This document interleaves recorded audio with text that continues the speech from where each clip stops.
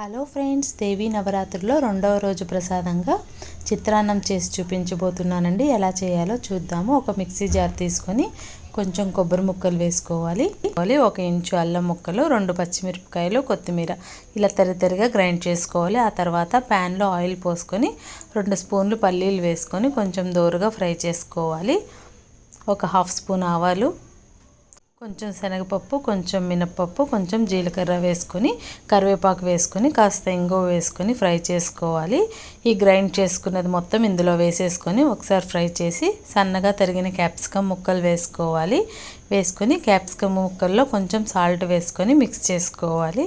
Capsicum వద్దంటే skip చేయొచ్చండి. Lid పెట్టుకోవాలి 1 మినిట్ వరకు. తర్వాత కాస్త పసుపు వేసుకొని చూడండి, క్యాప్సికమ్ ముక్కలు కొంచెం మగ్గిన తర్వాత 1 కప్పు రైస్ ఇందులో వేసుకుంటున్నాను. వేసుకొని ప్రాపర్గా మిక్స్ చేసుకోవాలి. ఈ చిత్రాన్నం వచ్చేసి కర్ణాటక గుడులలో మనకి ప్రసాదంగా ఇస్తూ ఉంటారు. కాస్త కొత్తిమీర చల్లుకొని ఒక సగం నిమ్మకాయని మనం ఇందులో పిండుకోవాలి. పులుపు మన టేస్ట్కి తగ్గట్లు మనం పిండుకోవచ్చు. చాలా టేస్టీగా ఉంటుందండి. Thanks for watching.